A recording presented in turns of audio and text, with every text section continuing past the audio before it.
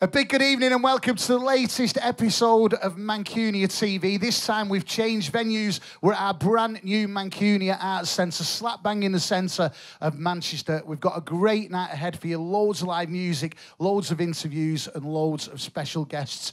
Before we start the show tonight, just something on a little bit of a personal note.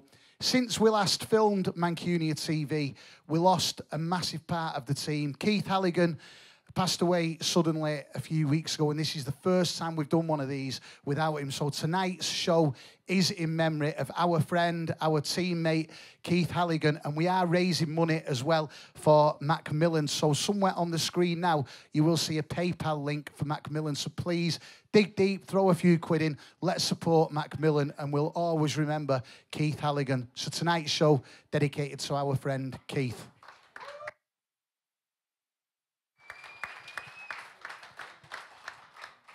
So on the show tonight, we're going to be talking to two Mancunian legends, one who's been around forever and one who we haven't heard of for ages. They've brought a book out. We're going to be talking all about it. Dave Haslam and Cressa are going to be telling us about the book, what they've been up to and what we can expect from the book as well. MC Tunes is here. Leon the Pig Farmer's here. We're going to be talking to artist Stephen Lynn, author Ged Duffy about his book, and we've got loads of great stuff. We've got a studio audience with us as well.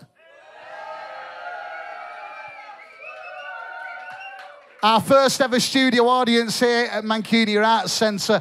We've got live music a little bit later on as well from Accident Group. But here we are, Mancunia Arts Centre. Make sure you follow it on all the socials. Our first ever Mancunia TV from here. But before we do start the show tonight, we're going to have a chat with our first band, the first band to ever play on Mancunia TV from our very own arts up here, Mancunia Arts Centre, and that is Cottontree. But before we hear them play live, let's have a chat to a man who's no stranger on the music scene. He's just been off it a little bit. Originally in the Vortex back in the day, now in Cottontree. Michael Price. Price, how you doing, man? All right, mate, cheers. Good to see you, all right? Been a while. It has been a while. Where have you been over the last few years, man? Ducking and diving, grafting, doing what you do. Obviously the Vortex finished, slept since then. This is my old band. We got together in like 96, 97, did one gig, never went anywhere. We got chatting again in lockdown, met up. So you did one gig and you're having a reunion? Yeah, basically. Brilliant, yeah. that, yeah, innit? Yeah.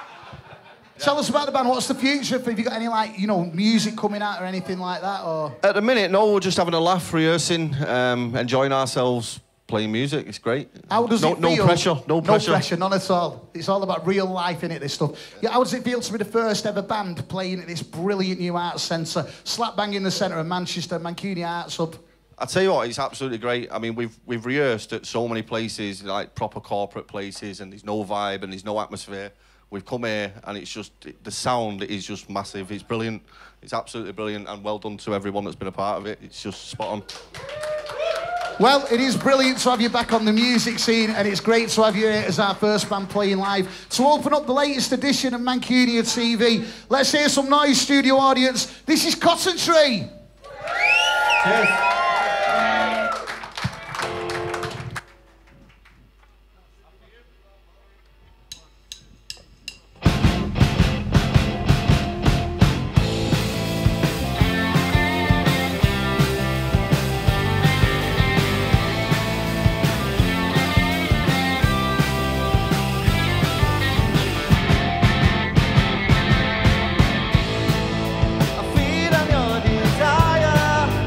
Poison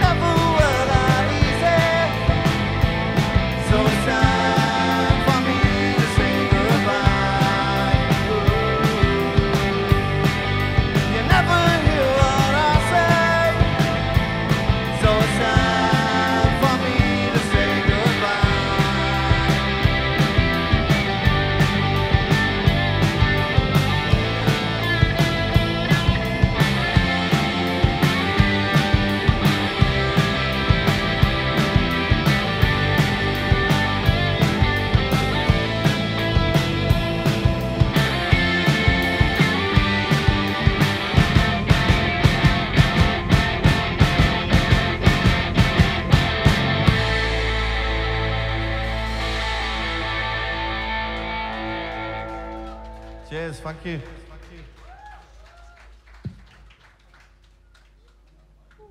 Do another couple? Let's do it.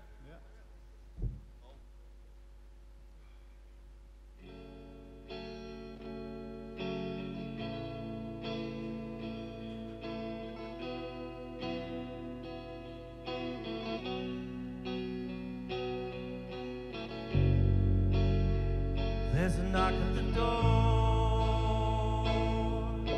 I know you're undecided.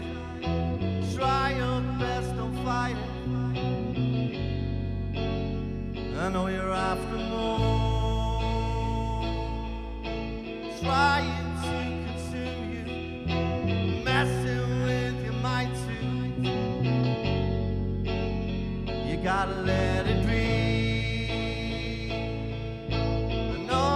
You're misguided, you're totally divided.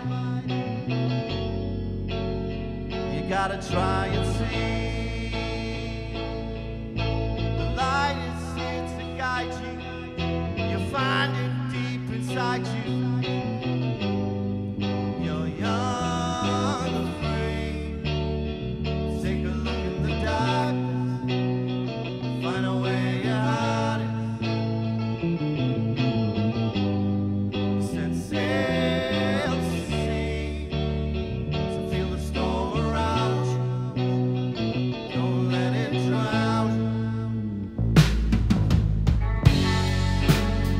There's a knock at the door.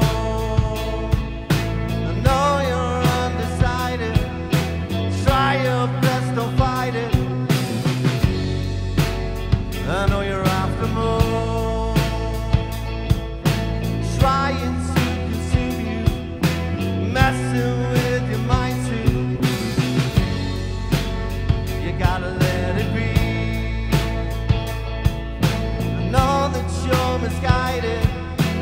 Totally divided. You gotta try and see. The light is here to guide you. You find it deep inside you.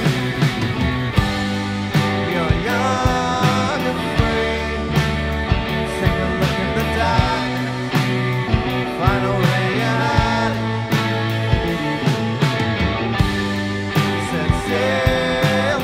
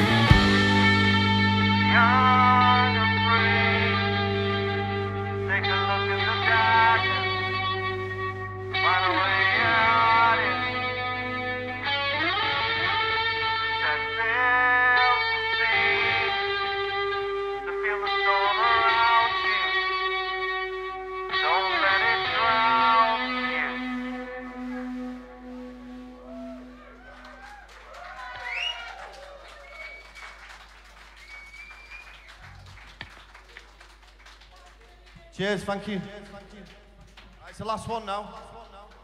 If everybody's ready. Yeah? You all right, yeah? Right, let's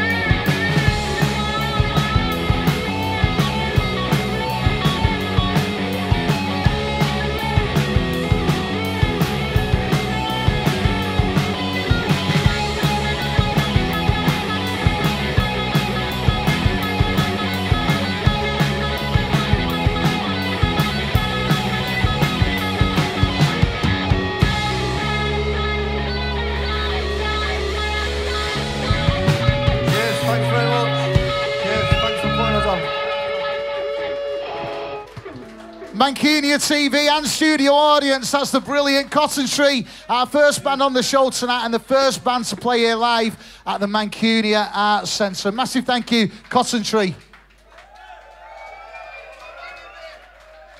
Cheers.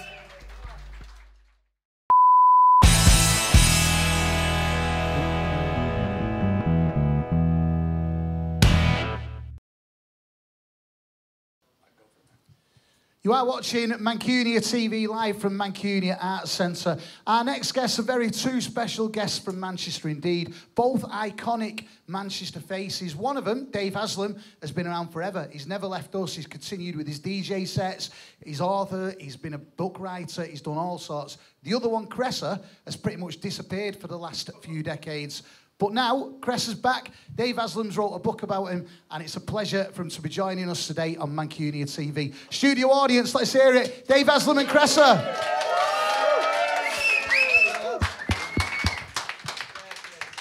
Great to see you both. Cressa, you're looking well. Dave Haslam, amazing as always. Oh, thank you, thank you, thank you. First of all, I'm going to start with you, Dave. You've wrote many, many books over the years. Why Cressa? Well, I like writing stories that haven't been told before. And as you said, I think people knew Cressa from the 80s. You know, his connections with Happy Mondays and the Stone Roses particularly. And then, as you say, he kind of disappeared, but I kind of followed what he'd been doing.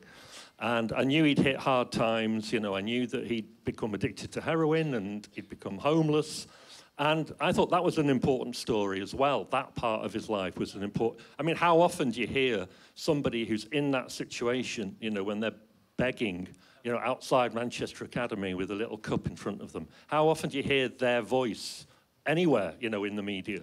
So that was important. And so there's so much, I thought, so much rich material, if you like.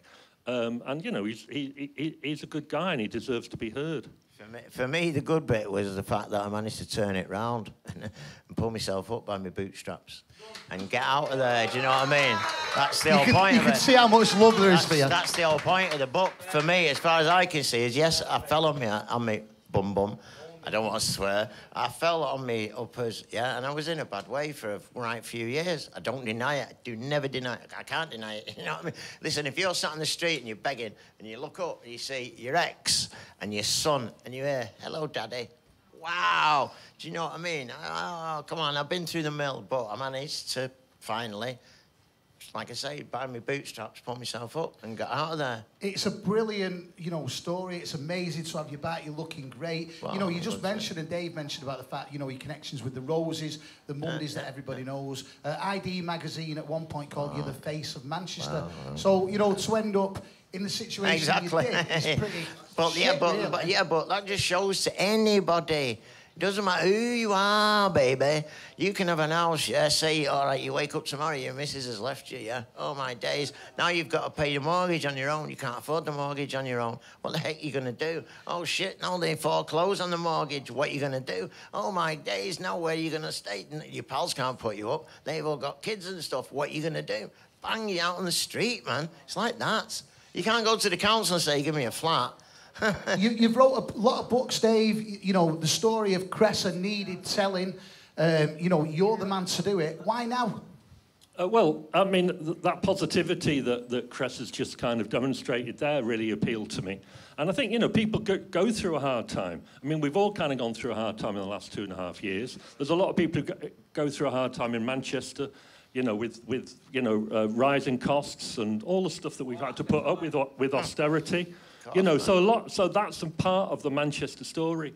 And we often hear the kind of mythology and the success of Manchester. And look how many 5-star hotels we've got. And look at the tower blocks. All the tower blocks. Who the hell are you living in these tower blocks, man? So this is a story. Who the hell can afford a flat in one of these tower blocks that are all around Manchester? I'd like to know, mate. I would really like to know.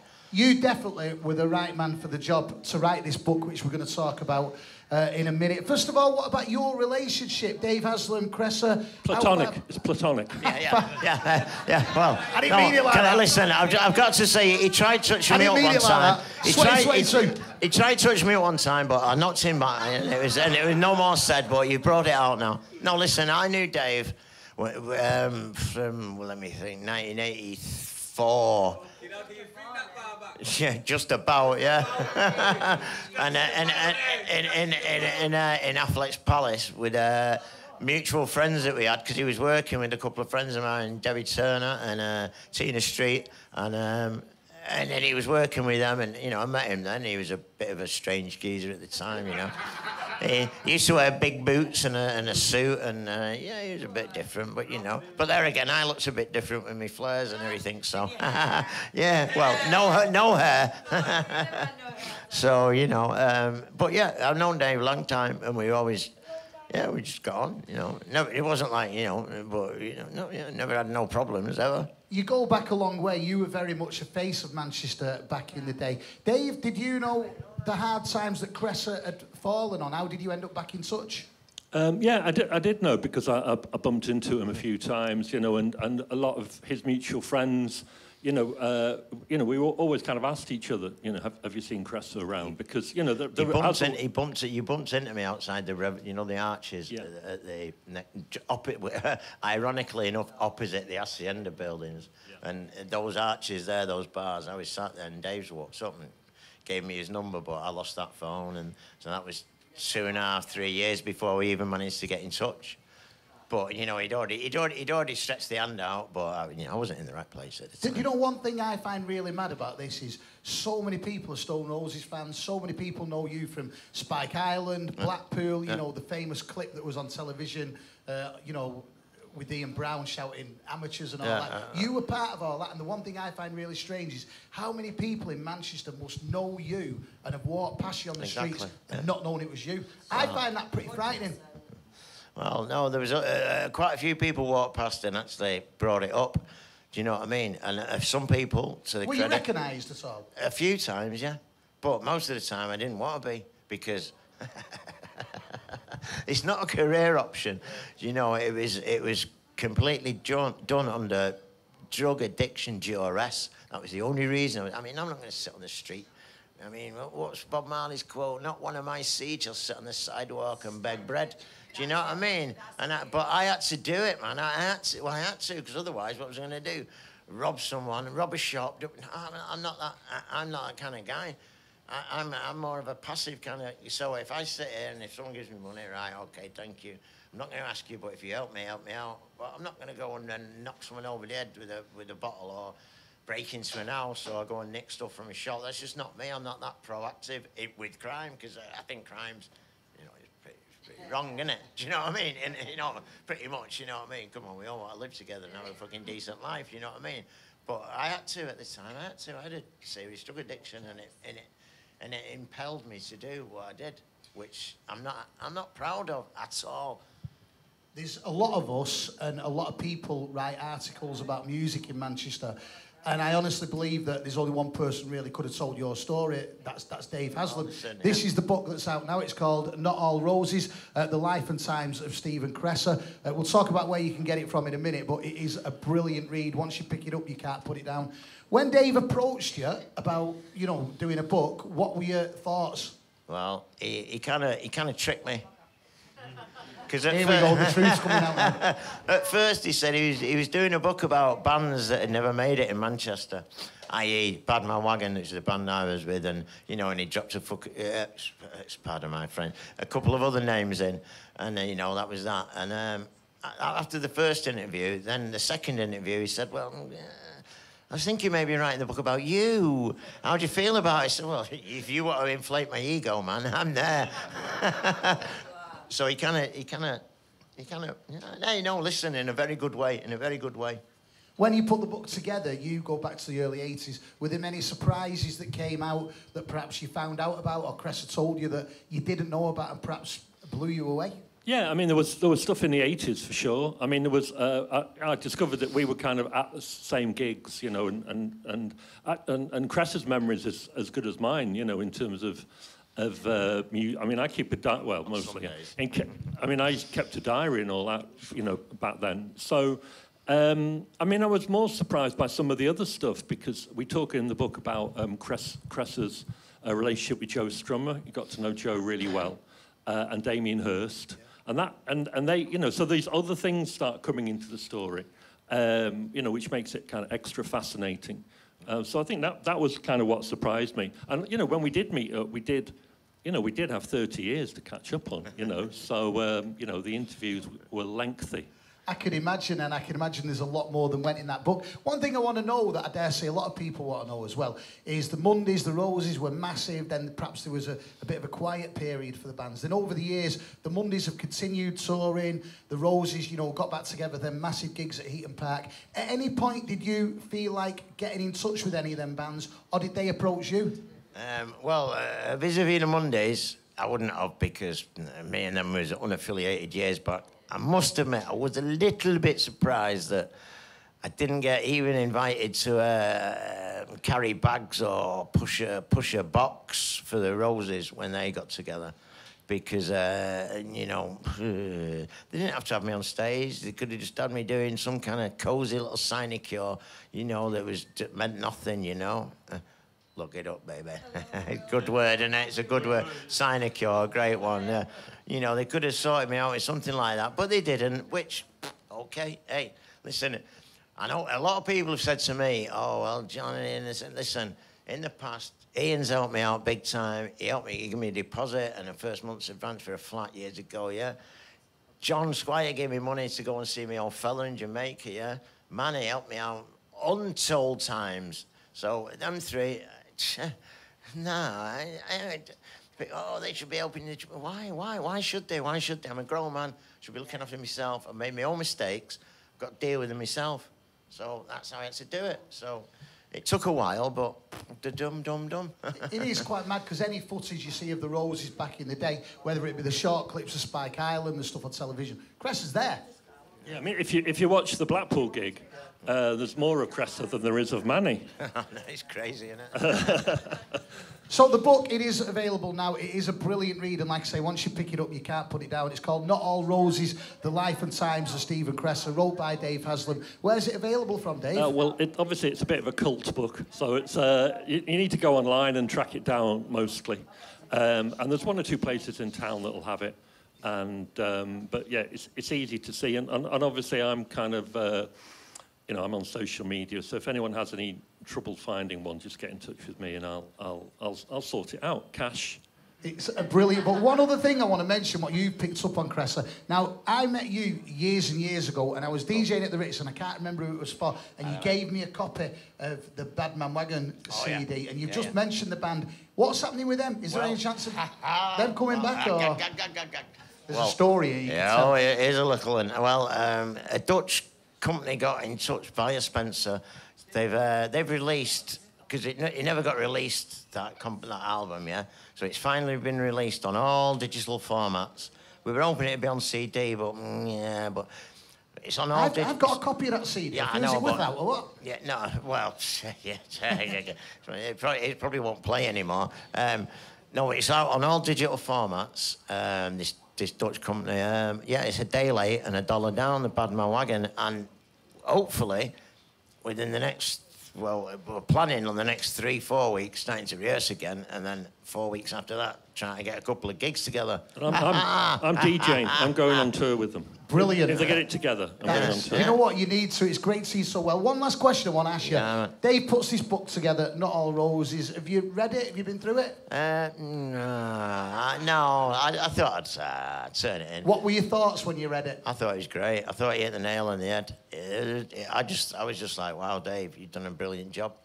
Did a bit of like reality kick in about what you've been through? Well, yeah, I mean, yeah, obviously when you read it in print, you know, about begging and it's like, oh, God damn, oh, I've said that. But yeah, you got to say it, because otherwise, I'm not being honest about everything, and it got to be honest to be cathartic, to get it all out the way, to carry on in life. It's brilliant, and I said it before, and I'm going to say it again. It is definitely a story that needed telling.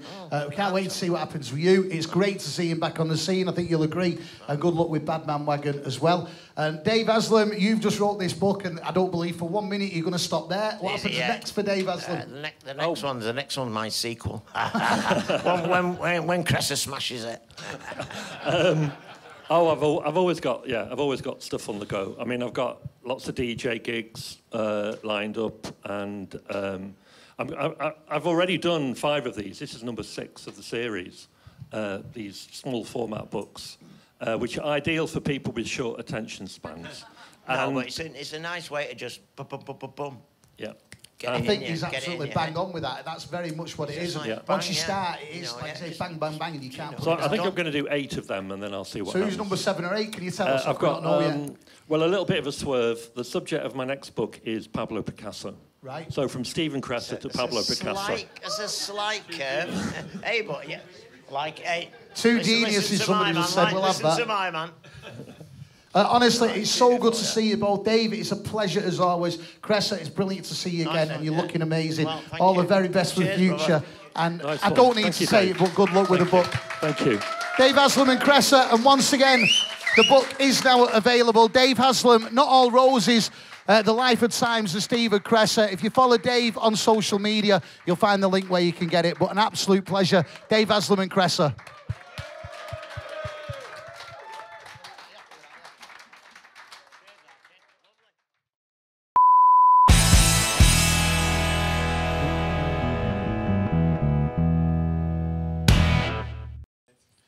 You are watching Mancunia TV live from our new home, Mancunia Arts Centre, slap bang in the city centre of Manchester. It is time now for our resident poet, the one and only, Leon the Pig Farmer. Leon, how you doing, man? How are you doing? Good to see you. You all right, everyone? So, what have you been up to since we saw you last month? The last month, I did it from Japan. I was over there for 5 weeks with a wife. Good time? Good time, touring around, getting a bit of culture. And seeing the in-laws. Yeah, I just started it under an hat. So, it is, yeah. But yeah, I've had a brilliant time. And since I come back, hitting the ground running, doing loads of Leon the Pig Farmer gigs, and we've done about 3 The Dirt gigs with the wife, with a music project. So things are going well, picking up a few festivals in the summer, me and the duo stuff. So things are looking bright. That's really good. Next, you'll be telling me like you've wrote a book and brought a CD out. I might do. Magic. Do-do-do-do. Tell us about these. Right, the book, Talking Myself Out of Trouble, is a book about me from soldier to spoken worder. It's literally a collection of 30 verse that I've done with my mate who's a recovering alcoholic, and it kind of resonates with what Dave and Cressa were talking about. It's how you pick yourself up when you're down, and you find a creative angle, and then you find bright lights going off in your head. And the CD? And the CD is The Dirt. We've got a little Golden Believers Records, a little label in town, which are on Fab Radio, that wanted to put a limited edition out. We flogged them within a day or two. I bought a few more that I flog at gigs, or I keep a few on me. And that's what that's going. So we're talking about vinyl for next year now. If anyone's watching this at home, watching Mancunia TV at home, where can they pick up a copy of this book and CD? If they're going to Leon the Pig Farmer on any social media, or Leon on Instagram and Twitter, just message me and I'll send them out. Money does go to charity from this to Emmaus for homelessness and drug addiction, so... Brilliant. For that one, and it still does. And this one just covers its costs so we can keep out and putting petrol in a camper van and running around the country causing havoc. Good on you, good on you. Well, it's great to see you as always. Let's do your thing. Leon the Pig Farmer. Thank you very much. Right, there's a lot of lies on the tellies at the moment by people that are apparently running and in charge of this country.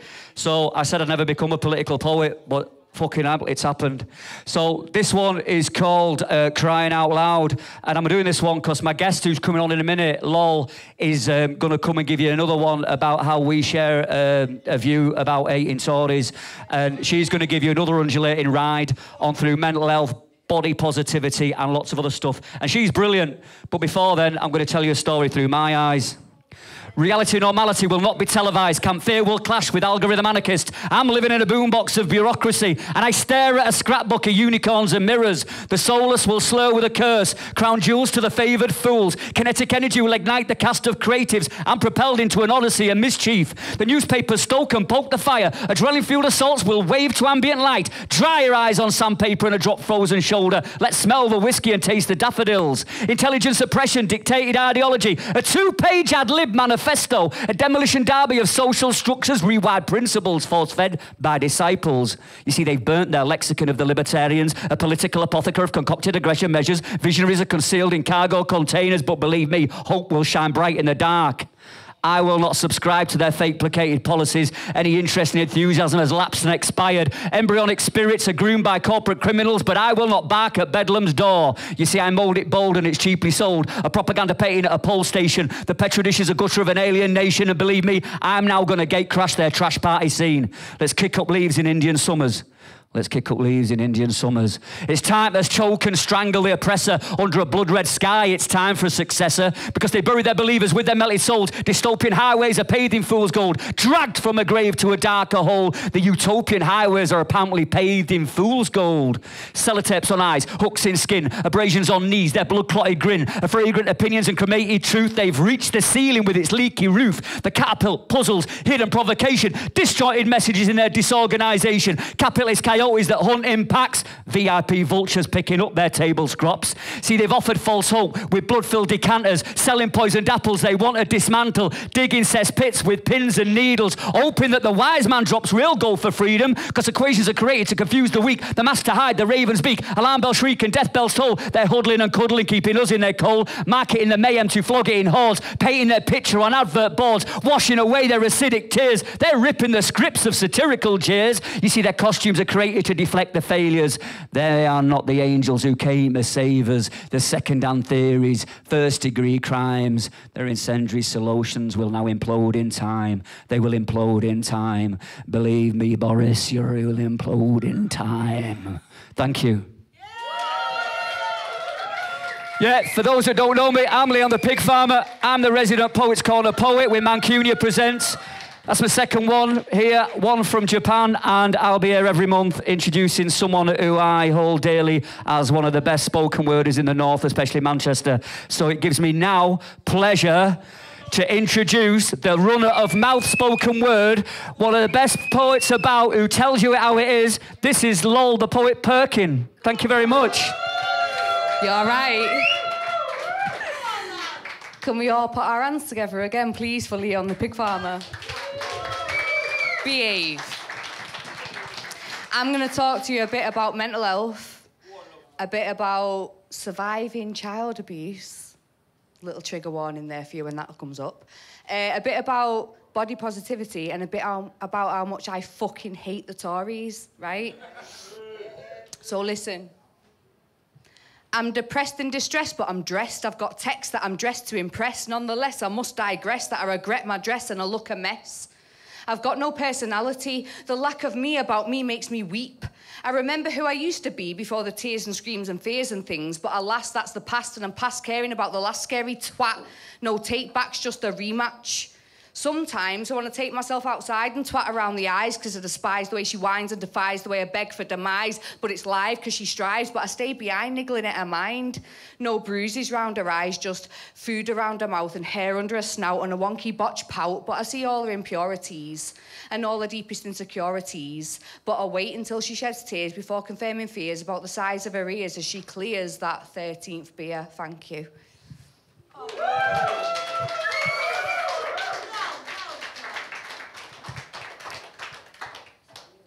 All right, this next one's about how much I fucking despise the Tories. Does everyone remember that campaign they did, asking creatives to retrain in tech? Like any of us have ever been in an office in our lives. On a poster made by a graphic designer with a photograph taken by a photographer of a ballet dancer. Let's get more hypocritical if you can try. This is about that. So when you hear about tables of 6 and not being able to see my mum because she was in another city, it was written then, right? You must be out of your brain if you think I'll retrain. I've got 3 side hustles and a trade, and I still make time in the day to create, you wastes. You need to get your noses out of child pornography and listen properly to what we're offering. Your life of sin has got us boiling under our skin, akin to torturing, and it's boring me. And if I went to my mum's today, would people stare in dismay and call us names? Would my mum be okay? Or would she decay but still have a fine to pay off the back of Track and Trace? Would we be allowed to carry on? Because we don't know what's right and wrong until Boris tells us on the box. The same man who called a Muslim woman a letterbox, I kid you not, he made a brew and then laughed it off the fucking toff. Because there's a virus that kills less than the flu. And it's imprisoning us in our rooms, cocooned, in a blanket of doom, worried for the future but still eating too much food. While you flit off and hunt down foxes, wearing awful outfits, which, by the way, were designed by an artist. Ratted, how have you got 30 mates to go with to start with? While we're still in our group of 6 and can't even go and get a pick and mix without wondering if death will come of it. It's a crock of shit. You've never given nothing but pain and dismay with your blue ties and chess games, all of you shagging dead pigs' heads in your PJs and burning £50 notes in a man's face. You're a disgrace. No money for the working class because we've got to work for that. Or pedal back, retrace steps and face the facts that our government has never had our backs. I've said it before and I'll say it again. If you voted the Tories in, we can't be friends. Someone that stupid could be a detriment and you'd drive me round the fucking bend trying to talk sense to you. But we've got to carry on grinding hard because all we've got on this island is fry-ups and art. We make the world go round. This is not a farce. I am highly charged. But they've not a creative bone in their body. And you can tell that I'm honest by how they flaunt their wallets, where we would rather be off our fucking bonnets living life how we actually wanted. Not stuck in because Boris actually wants it. I say, use your common knowledge and do whatever the fuck you actually want to. Don't retrain to work for some uncultured vulture that wouldn't even use your top shelf art as a fucking coaster, because we are viable. And they've been fucking liable. Thank you. Yes.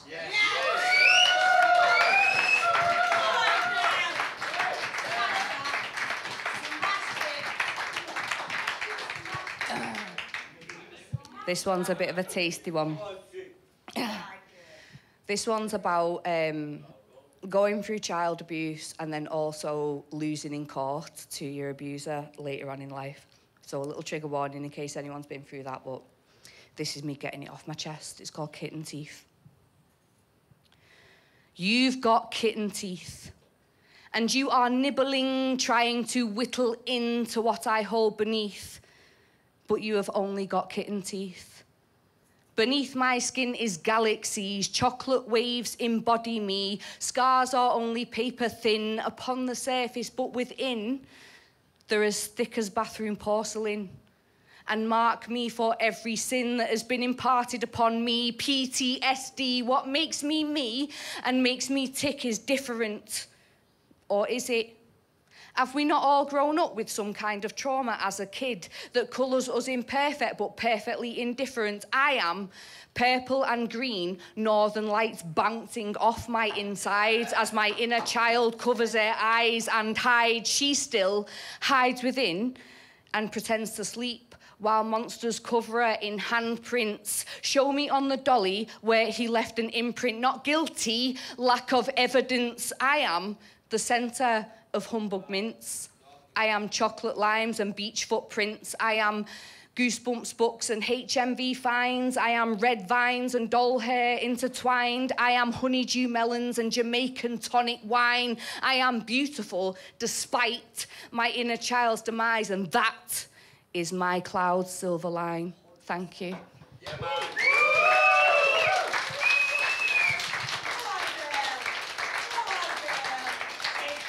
Can rhyme good, can't I? This is my last one now. And it's for any woman that has ever looked at a glossy magazine and because they've either told her she's too curvy or she's too skinny to be completely right and looked in some mirror and thought that she's any less than she actually fucking is. This is for you. It's called body positivity. I don't understand why women feel bad about their bodies. Come off it. Magazines and hot topics are written by men with no hips for profit. I bet they don't even get lipsed. Let their opinions be eclipsed and fall in love with your own hip dips, because fuck this. Whether you're plus-sized or stick-thin, we're fucking fit. Talk about I need to lose that blubber. Well, bun that, you're a stunner. How can you expect anyone else to love you if when you look in your own mirror, you don't love her? It's funner. It's funny. Trust me. Fall in love with your own skin. Sink your teeth into self-love from within, because you only get one chance to live this. You get one body. You might as well love it, whether you're athletic or thick as a snick, whether you've got acne-prone skin, a stoma, psoriasis or a missing limb. You're living, you're breathing, and you're a piff ting. Beauty isn't measured by your waistline. It's a waste of time looking for girls that look how we do online. Inner beauty always shines bright, and one of the best things you can do is be confident despite any fright that your dress might look a bit tight. Walk and roll with strength in your tread, even if you've got a way to go yet. Give your body a bit of respect. Tell yourself you're beautiful in the mirror when you reflect. Let your food digest and let any joke said in jest go over your head, because any man that says anything west when you're not feeling your best probably couldn't even get anywhere near your bed. Enjoy yourself, love yourself, and stay blessed. Thank you. I've been Loll the Poet. This is my mate, Loll, Perkins. Get her on. Where can we get you? You can get me on Instagram at loll.thepoet, LOLL.thepoet. And I've also got my very own book being published in July. And it's going to be called Fuming. And it's going to be brought out by Bentley Publishing. There you go. Brilliant. Thank you very much. Cheers, Loll. Thank you very much for coming.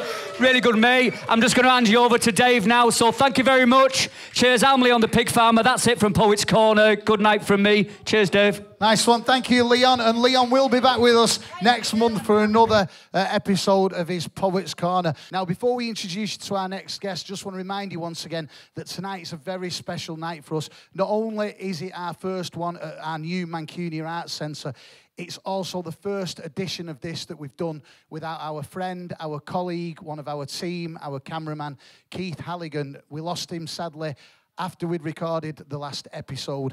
Tonight, we're doing it in memory of Keith, and we are raising as much money as we possibly can for Macmillan. So before we hand you over to our next guest, who we're going to introduce in a moment, somewhere on the screen now, there will be a little link for you to donate to Macmillan. Please give as much, as little as you can, and let's raise as much money as we can in memory of our friend Keith Halligan.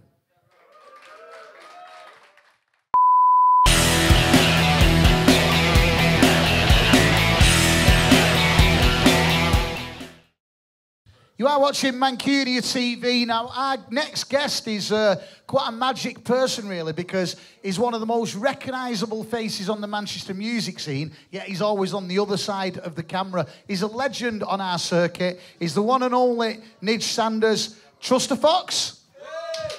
Hi, guys. How you doing, Dave? All right, mate? Did you like that build-up? Yeah. Yeah, it's a ball patch at the back. Everyone notices. Is that what it is? Yeah, that's what it is, yeah. No, it's great to see you. Cheers, You've been mate. a big friend of the show since day one, and genuinely, that build-up, I mean it. It's like you're the man that takes all the pictures. You're one of the most recognisable photographers in Manchester, yet everyone knows you. I mean it. Really? Do you think? Yeah, I do, honestly. Thanks. Yeah. I'll tell you what, right? You do the music scene. Let's get on with it. Lockdown, how did you handle it? As well as possible, really. It was all right. It wasn't too bad. I mean, I do mostly performance. So, obviously, no gigs, no performance gigs, no concerts, no festivals. So, it was a bit of a bummer, really. So, I sort of moved more towards video and doing a lot of stuff with bands in studios while they were recording albums and stuff like that, really. It does feel like you've been on the circuit for ages and ages and ages. For those that perhaps aren't familiar with you that are watching Mancunia TV now, tell us a little bit about your background and when you started, and of course some of what you've done. I'm only 28.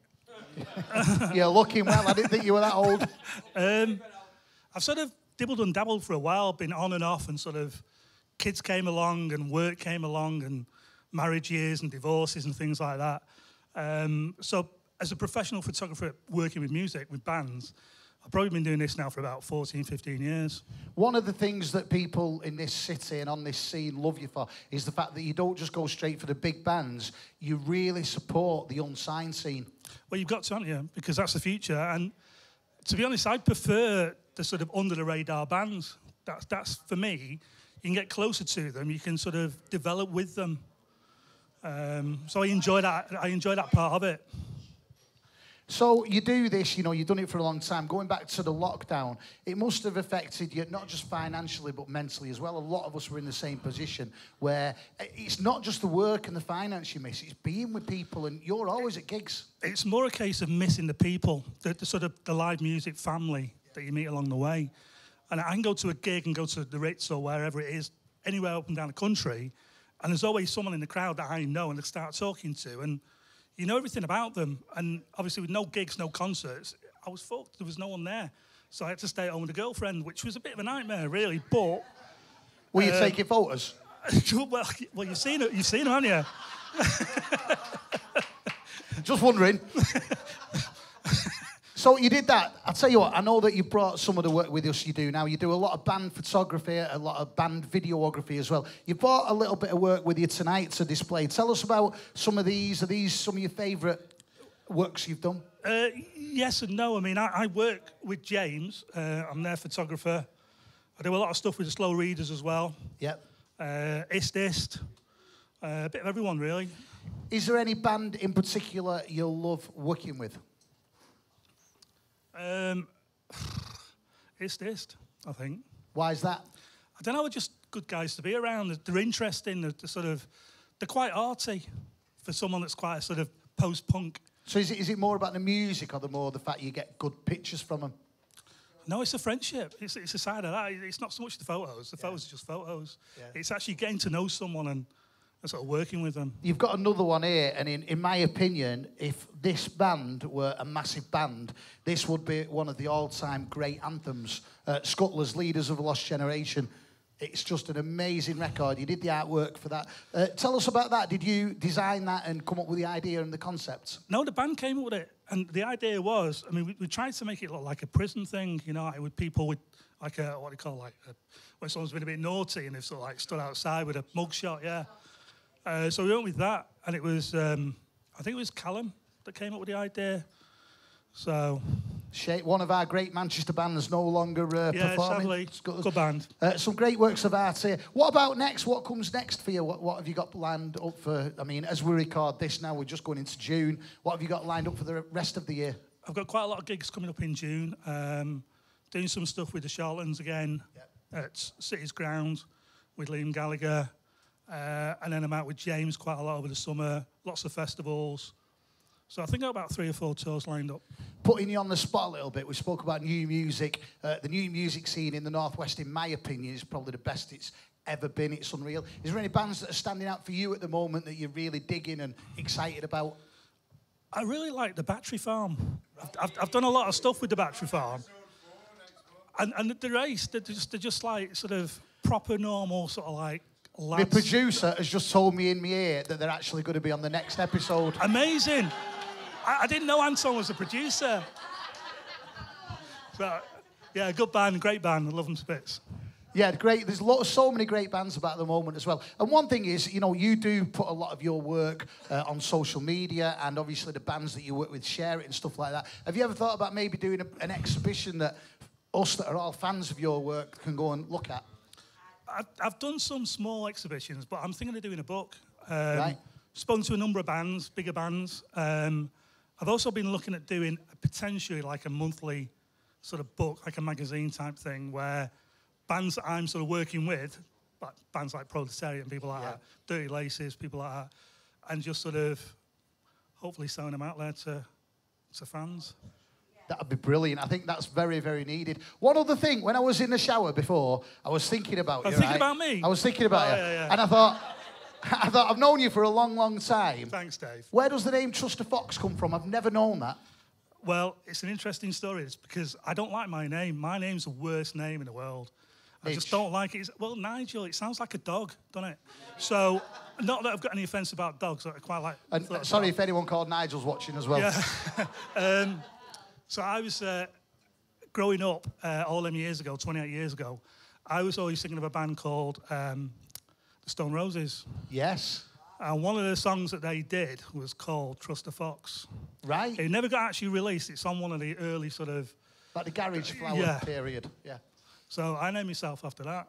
And it was just basically about someone jumping out and stabbing someone. It's something that I feel like I've known you for years and years, and I never knew the answer to that, and now we do. Yeah, it's just a name thing. I'm embarrassed about my name. You don't need to be. We love you. We all love you. Oh, so where's next then? What have you got in June? You've got the Charlatans. You've got James. McDonald's first. I'm starving. Is that where you're going? But after that, what I've got... You look like a Big Mac kind of man to me. I might go on a massive, great, big fuck-off things, you know, like doubles. Is that what you say when you go to... Can I have one of them big fuck-off things? Yeah, make it big. And I don't know. I haven't got a clue where I am. I never know until the next day. Well, do you know what? It's been brilliant seeing you. For anyone watching Mancunia TV, if people do want to see your work, want to follow you, want to book you, where do they find you? On the internet. Just find me. I'm there. I've got my own website. I'm on Twitter, Instagram, and all that shit. But if you see me, if you're learning photography, come and say hello to me. And if I can help you, I'll help you. You are...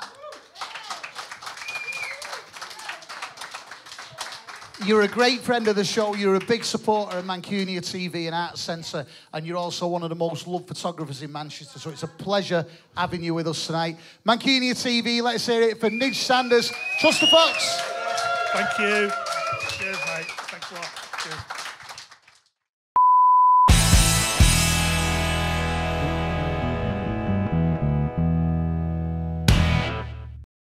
You are watching Mancunia TV live from our new home of Mancunia Arts Centre here in the centre of Manchester. Our next guest is a regular contributor on the show. He is also one of the people responsible for making this amazing arts centre happen. He's also a Manchester legend and one of my best friends in music. The one and only MC Tunes. Yeah, thank you. Thank you. Nice to see you, Dave. Really good as always. Good as always, man. Yeah, always good. Hey, wait a minute. How come I don't get the fancy corner? Because you need a stage. Right, you need the stage. Fair enough, fair enough. So normally we do a thing called Tunes News, but because it's the first one here at Mancunia Arts Centre, we're going to do something a little bit different because somebody, not a million miles away, happens to have a brand new EP out. That's correct, yeah. Tell us about your EP. Well, it's the third EP, the second EP in a series of 5, and this one's called Reparation.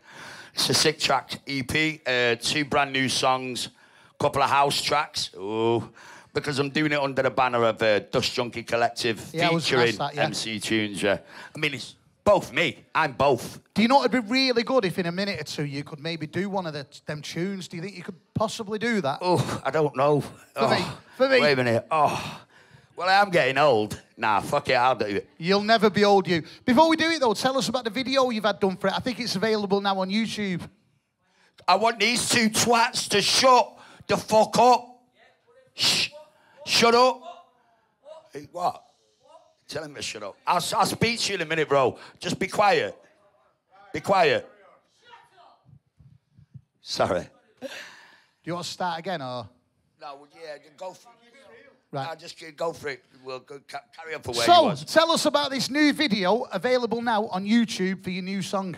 Well, it's called Vehicle for Your Love, and we shot it in the middle of town on was it a Sunday, Erica? I can't remember, but it was bloody freezing.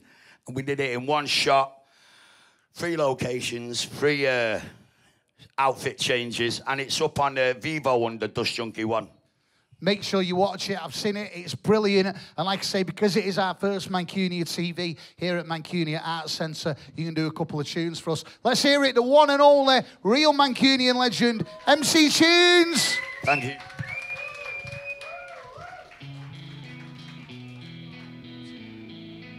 Can we get the volume up on that, please? To the left or the right, whatever you pick. Didn't see it coming, now you're living with it. Reality hit, now you're getting sick of this shit. Waking up from the hologram and causing a glitch. Click the kill switch, white triggers on programs. Upload the code, decode the anagram. Jedi are funk to debunk the paradigm. Hypnotized by the lies on all sides. Take a topic, cue the optic. Fake news for views, hate makes a profit. New perspective reconnects. Come together, recognize the threat. We gotta find a common ground. It's who you are, not where you're from. We gotta find a common ground. Check the ground you're standing on.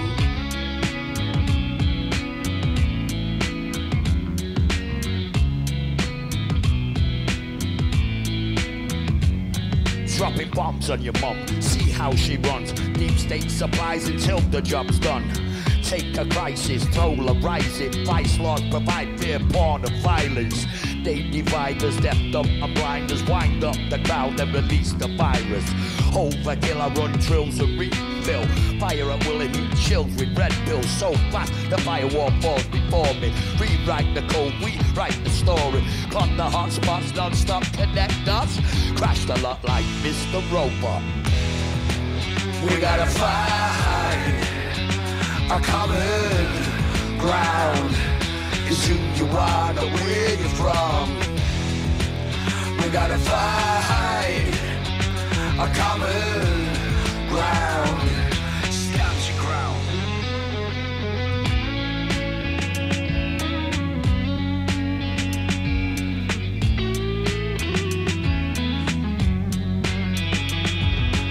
Under the impression they really give a shit. Look at the evidence, hypocrisy and rhetoric. Intimidation, guilty by association. Microaggressions, cultural appropriation. I see the wizardry, the sleight of hand, the kickery, the hidden in the vagary, the try to make a slave of me. I've been deleted, defeated and unfriended. Overpopulated with the easily offended. Take it or leave it, that's up to you. Some words are kind, some words are cruel. Ban the meme if it breaks the rules. No jokes allowed unless they've been approved. We gotta find a common ground. It's who you are, not where you're from. We gotta find a common ground. Check the ground you're standing on.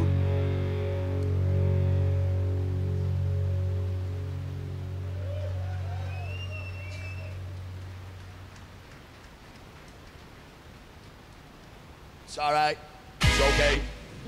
Can we turn it up in the monitor a bit, please?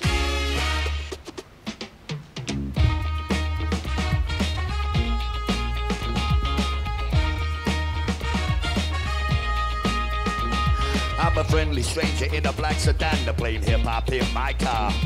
I'm yours to command, a huggable man. I'm gonna take you to the nearest star. I'm your vehicle, baby. I take you anywhere you wanna go. I'm your vehicle, woman, and I got to let you know that I love you, need you, hold you, squeeze you. Great God in heaven, you know I love you.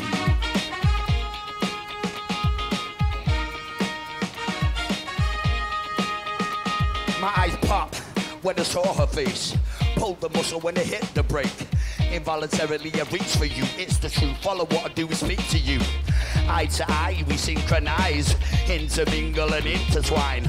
Took a chance and found the answer. She likes a drink and loves the banter. From deep within, true love begins. Mix it all up and soak it all in.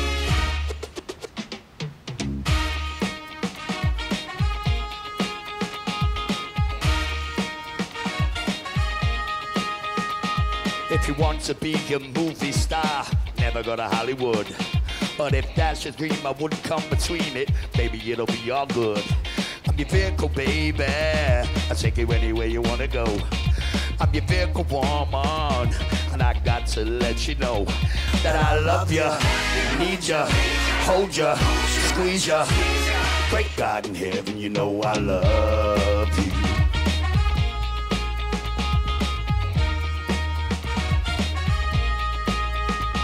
Don't stop, because I'm loving the pace.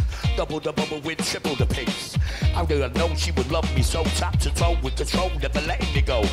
Automated and stimulated, you keep the vehicle lubricated all through the day, into the night.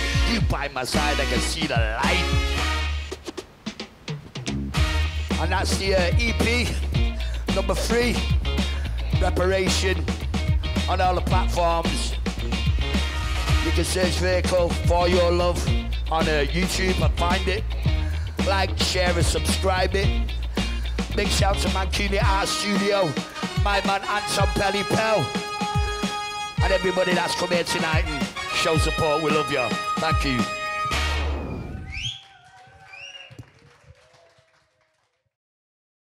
A massive thank you to MC Tunes. He'll be back with us next month on Mancunia TV with more of his Tunes news. Don't forget, all of his amazing new music is available now, and do check out the video that he mentioned before, filmed in Manchester, because it is brilliant. So a massive thank you to MC Tunes. Now, our next guest tonight might not be a name that you're familiar with, but believe you me, we are going to struggle fitting in his story in about 5 minutes' time. He's brought a brand new book out to tell us about his life story, certainly during the Manchester parts of his life. It's a great pleasure to welcome the one and only Ged Duffy. Listen, Ged, cheers for joining us tonight on Mancunia TV. You brought a brand new book out, which is why you're here. It came out in November. It's called Factory Fairy Tales, Joy Division, New Order, Factory Records, The Hacienda and Me. It is available now. I'm not ready yet, really looking forward to reading it. But first of all, for those that perhaps aren't familiar with you and your story, briefly tell us a little bit about who you are and how you connected to our Manchester music scene. Right, I was brought up in Burnage, which is now famous as being Oasis last year. Back in those days, it was just a shitty suburb in South Manchester. And I got into music when I was about 11. I got into Slade. And then through a little bit of hassle outside Old Trafford between myself and Mr. Rob Gretton on Derby Day, I ended up becoming mates with the factory people and working at the Russell Club, and then forming the Stockholm Monsters, and then working at the Hacienda, and forming another band called La Volta Lakota, who Tony Wilson said we had to be on Factory Wilson because we were too fucking rock and roll for Factory. Darling was what he said. So we ended up in Factory Benelux, and I was going to end up in 1988 when I gave up music. But when I told the editor my story afterwards, he said, write the fucking thing. So I have. Now, you mentioned the fact that, you came from Burnage. Noel Gallagher said a quote about your first band. He said, the Stockholm Monsters were the first band to come from Burnage. Oasis was second. No, that's some compliment, that's a lie. That's a statement. I'll tell you something about Noel Gallagher. We used to play football in Pringle Fields. Right. And there was these snotty little fuckers that used to rob our ball. And my mate Slim used to slap them. And that was Noel Gallagher, Liam Gallagher. I know his brother. And they went on and made it, and we ended up being the ones to slap them. Do you know what though? But you've got a great story to tell. Your story didn't end there. Obviously, you mentioned about Oasis and the Gallaghers and all that kind of stuff. But tell us about your relationship with, with Tony Wilson and with Peter Hook. And you told me a great story before. So tell us a little about your relationship with that back in the day, and how you knew them. Well, it all started through Rob Gretton, and I think it was March '78, and I was outside Old Trafford with Slim, and back in those days, you came out of the football, you ended up fighting. No, you didn't have a choice. So we were playing City, it was 2-2, but we ended up having this fight on Railway Road with these City fans. Did you win? No, we won, the Reds won. And then the next night I went to Rafters, and it was Generation X. So I went up to the DJ to ask him to play a song. And he looked at me, and we both said the same thing at the same time. Oh, it's you cunt. And then Rob did his normal trick, pushed his glasses up his nose, and said, my name's Rob, what's your name? And that's how we became mates with Rob Gretton. Can you remember what song you asked for? Yes, it was Emergency by 999. Great song, great song. And afterwards he said, I don't play shit like that. So your relationship started from there with Rob, you became friends with him and stuff like that. What happened next in your story and, the Hacienda and Peter Hook? And we started working in Russell Club, and then we carried on after that. Then when I formed the Stockholm Monsters, the first thing Rob did was he gave us gigs. I think our second gig was at the Leeds fan club supporting New Order. And then we carried on playing with New Order, and through that, we met Peter Hook. Now, we went in the studio to record Fairy Tales, and we had an absolute disaster with Mr. Hammond.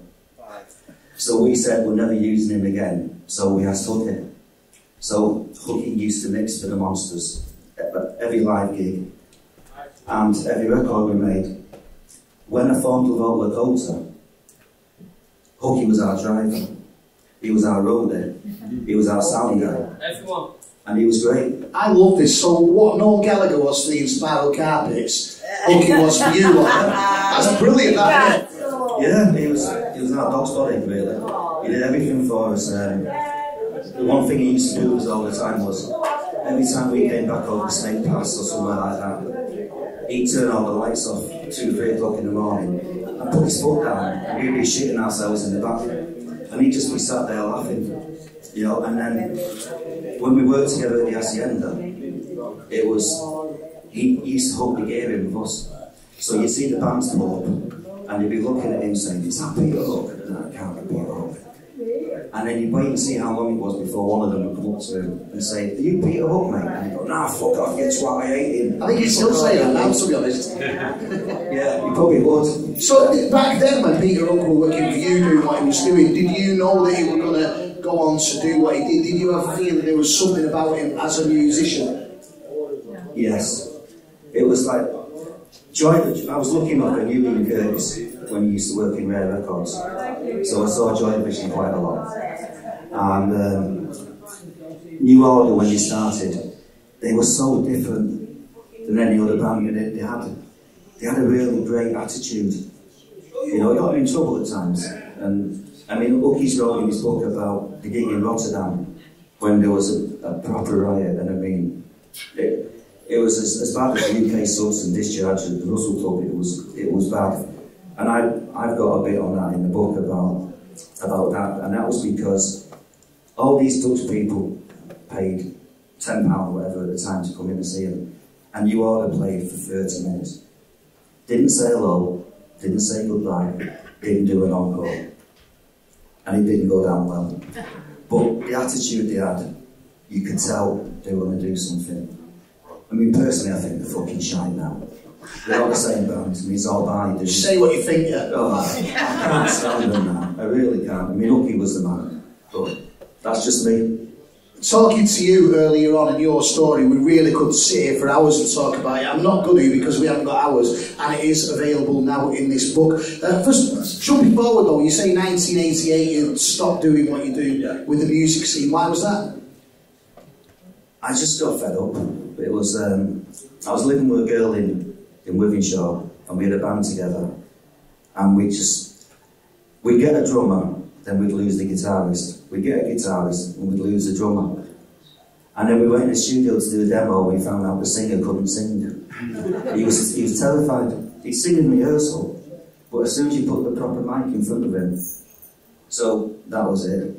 I called time on the band, and walked away. That was 1988, which was arguably at the pinnacle of the start of the whole Manchester explosion. Have you got any regrets about stopping in music then? No, not really, no. I think the way things are going, it's, I might not even been here now, and I wouldn't have had the 3 kids that I had.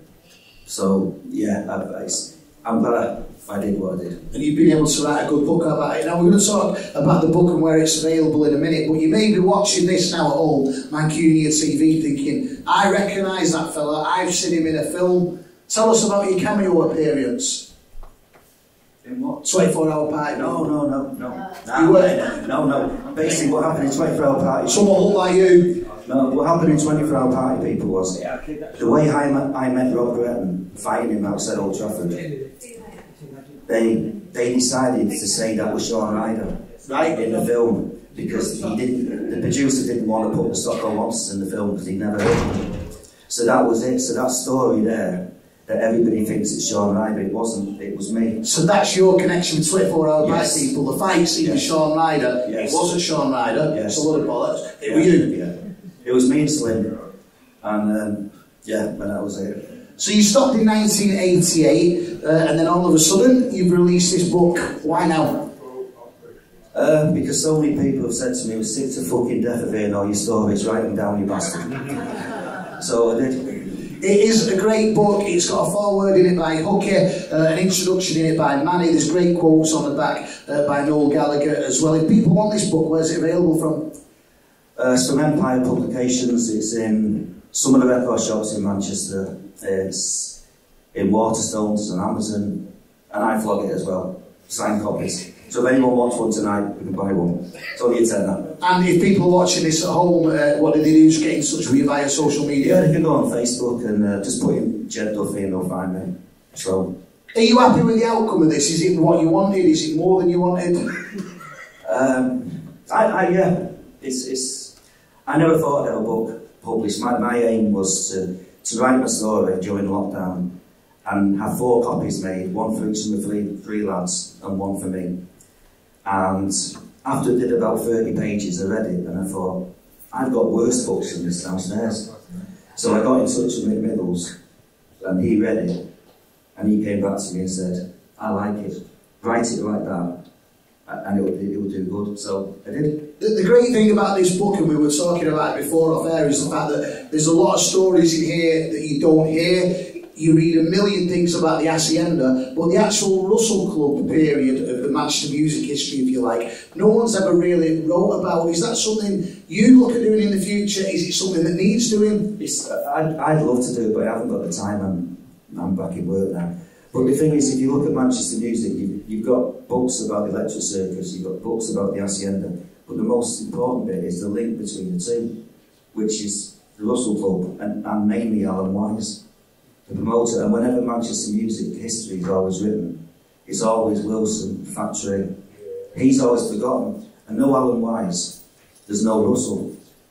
And it does, the whole, history of the music scene does sort of miss that Russell Club bit a bit, really, doesn't it? And the Russell Club was so important. It was, after the circus show, they had rafters for a little bit, and then they opened the Russell, and the Russell was that average sized club, held about 800, 900, depending on how many Alan Wise would let in.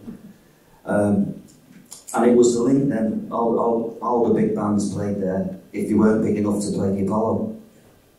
So you've done all this, you had a massive part in the music scene in Manchester in the 80s, you've wrote this book now. What do you think of the music scene in Manchester at the moment? Is it something you keep an eye on, or? Yeah, there's, I've been to see Cold Water Swimmers quite a lot, and I think they're an absolutely brilliant band. Great band, yeah, good friends of the show as well, yeah. They're really good. And it's a shame they'll never make it. They should make it. They will. Positivity, yeah. Positivity. I hope they do. I mean, they really are. They are a great band, they're good friends on the show, and I have no doubt they'll be on it again soon at some point. What about you? You brought your book out, Ged Duffy. What happens next? I get up in the morning and go and sell on the floor eating. On the floor eating, yeah. That's it. Yeah. And I go out on Friday night and get pissed watching Cold Water Swimmers. Good on you, there's worse things to do on a Friday night. Yeah. Well, Ged, it's been an absolute pleasure. Just remind us once again, this book, Factory Fairy Tales by this fellow Ged Duffy, just remind us once again where you can pick up a copy. Amazon, me, some of the record shops in Manchester. Here right now. Yeah, if you're around the world, you get it in Amazon. It's sold quite a bit around the world in Amazon, believe it or not. It is great, and just talking to you before, loads of stories are wrote about Manchester music, the Hacienda, but there'll be a million stories here that I guarantee you won't have heard before, which you'll love, to be honest, if you're a fan of this amazing music scene we're involved with. But Ged, it's been an absolute pleasure having you on Mancunia TV. Good luck with it, good luck with the underfloor eating. Ged Duffy.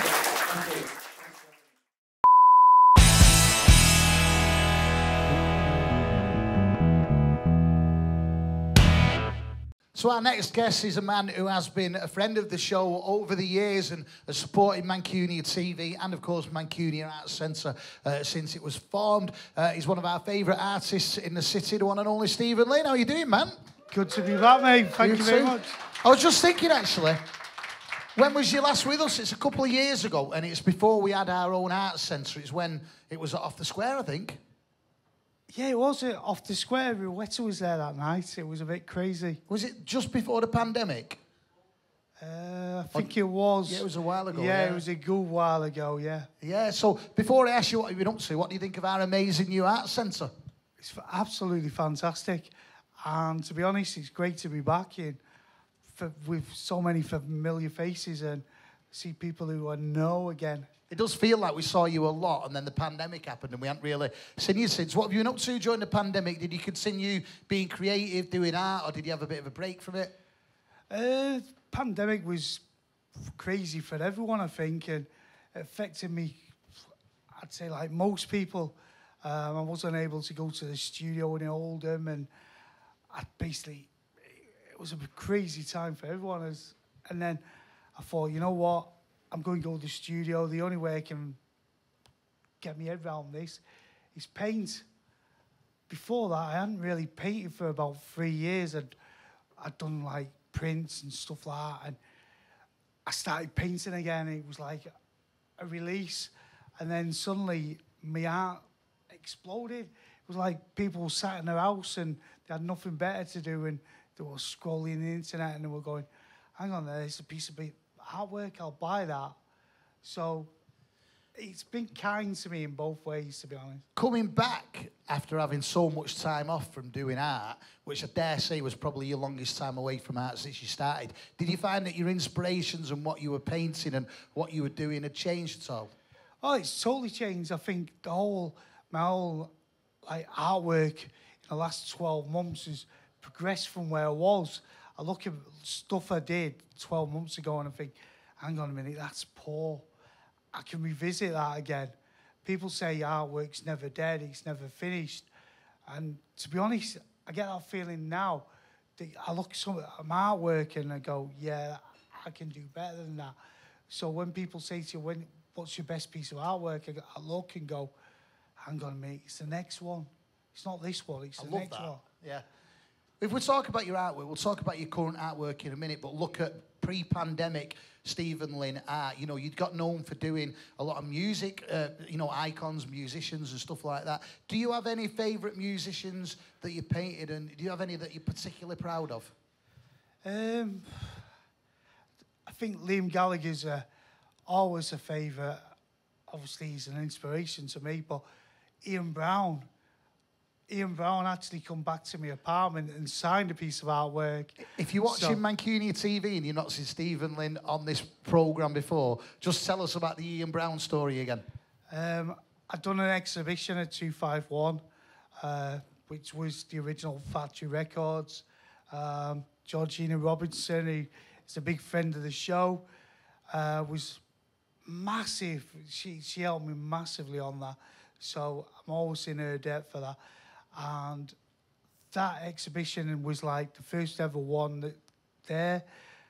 I was buzzing on that, totally up there. And then the next day I was meeting two friends of the show here, Mark and Laura. And Laura was interviewing a band for for your show. And me and Mark were stood outside. Laura does all the work on my radio shows. I'll just put that out there. We were stood outside and Mark was having a cigarette and she was interviewing some band.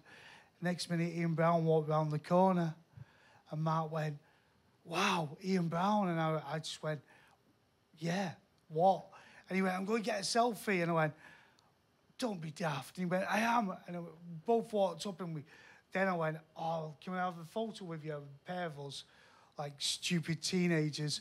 And then a few weeks before, he'd done an album signing at Piccadilly Records, and his management team were like, it's only albums, no artwork, anything like that. So I just said to him, listen, I'm an artist. I come to your album signing in Piccadilly Records, and your management wouldn't allow you to sign it. So how would I get a piece of artwork to yourself? He went, where do you live? I went, 2 minutes round the corner. He went, come on, let's go. So my whole world kind of went, what the fuck is Ian Brown coming back? Sorry for my language, but it was like, what the hell's Ian Brown coming back to my apartment for? So he come back and signed a piece of artwork. It was amazing. Did you make him a brew? No. Everyone asked me, what did they ask about? Did they talk about the Stone Roses? No, I didn't. I mentioned that I met him at Spike Island when I was a kid, that I turned up when they did sound check and he did a signing and give us a load of free tickets and stuff. But we talked about Warrington. It was crazy. He had to live around the corner. So what have you done with that particular piece of artwork? Oh, it's in pride of place in my bedroom. Well, in the hall, sorry.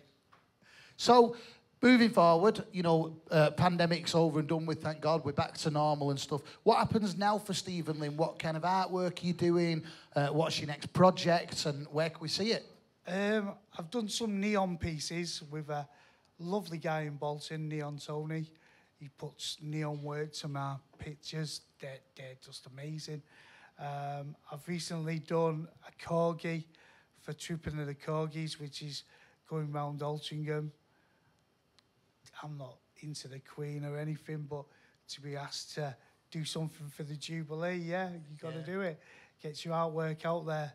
I've currently got a showcase exhibition back in my hometown in Warrington, which at the time there was nothing for me, so that's why my draw to Manchester is why I'm here, to be honest. And it's good that you've ended up back doing stuff in Warrington. Do you still have a studio in Greater Manchester?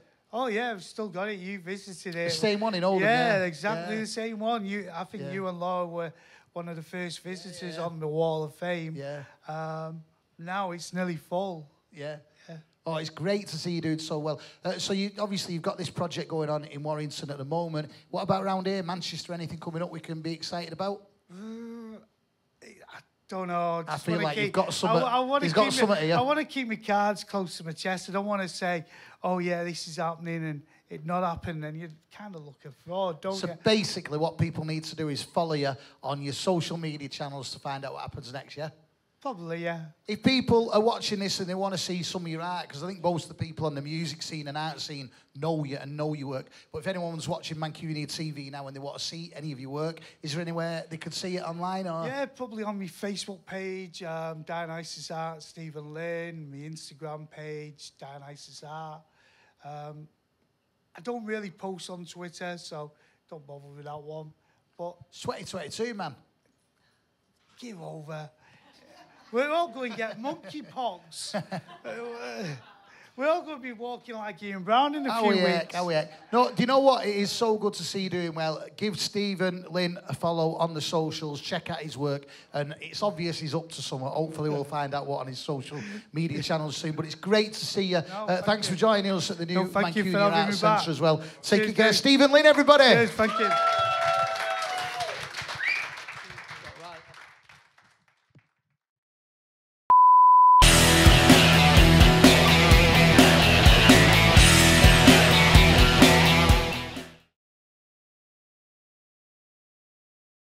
A massive thank you to all of our guests tonight. Mancunia TV, our first one at our new home of Mancunia Arts Centre. Give it a follow across all of the socials. There's all sorts going on here 24/7. Well worth following and keeping up to date. A massive thank you to all of our guests who've joined us on tonight's show. Stephen Lynn, Ged Duffy, Nidge Saunders, Trust of Fox, Dave Haslam Cressa, MC Tunes, Leon the Pig Farmer, and Loll, Perkins and Cottontree. I've been Dave Sweetmore from all of us at Mancunia TV. Thank you for supporting it. Follow us on social media. Share this as much as you can. It really is Manchester's only and proper rock and roll TV channel. Once again tonight has been in memory of our friend and former colleague Keith Halligan. Please, if you've got any spare change, a few quid, whatever you've got, donate to Macmillan Cancer. Somewhere on the screen now there will be a link where you can donate, but we'll always remember Keith Halligan and thank him for what he's done for us over the years. So tonight's show in memory of Keith Halligan. The next one, you'll find out soon enough on social media. Make sure you're following Mancunia TV. But from all of us here at Mancunia Arts Centre, thank you. We'll see you next time. And to play us out, this is Accident Group.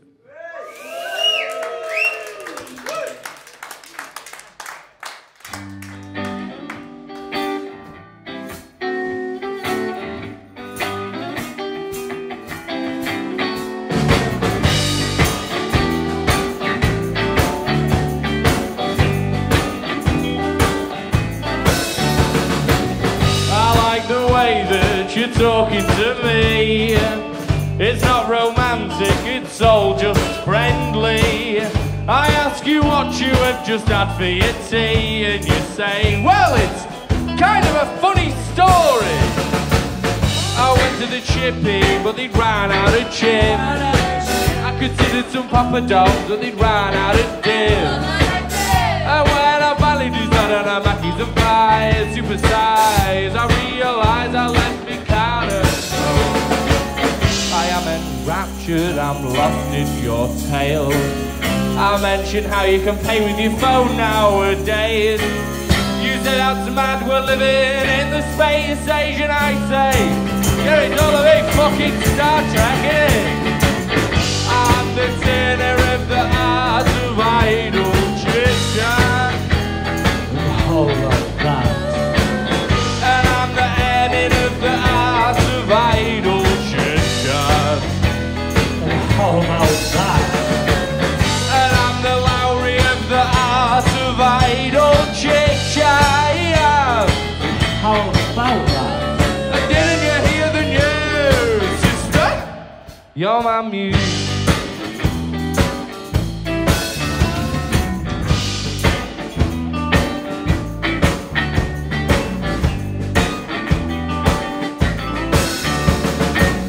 I like the way that you're talking to me. It's not romantic, it's all just friendly.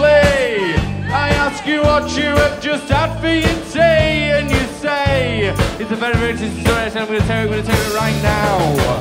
I went to the chippies, but they ran out of chips. I considered some poppadoms, but they were all out of dip. And when I finally decided on Mackies and fries, supersize, I realised I left me out of home. I am enraptured, I was lost, now I'm found. Your story's even more exciting the second time round. You never fail to astound, and I just can't wait to pick up to the ground. I'm the Lowry of the art of idle chit-chat. How about that? And I'm the Hepworth of the art of idle chit-chat. How about that? And I'm the Sweetmore of the art of idle chit-chat. How about that? And didn't you hear the news, sister? You're my muse. Oh, brother. Oh, sister. Oh, brother. Oh, sister. Oh, brother. Oh, sister. Oh, didn't you hear the news? You're my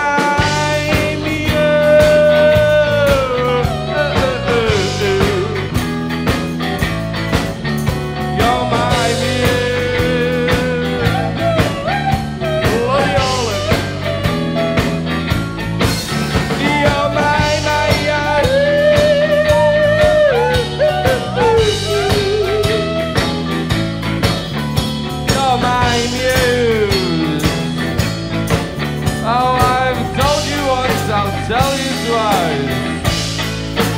You're my muse.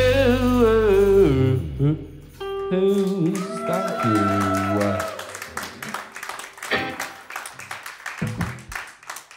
Thank you very much for feeling this. I know how you feel it. I feel the same.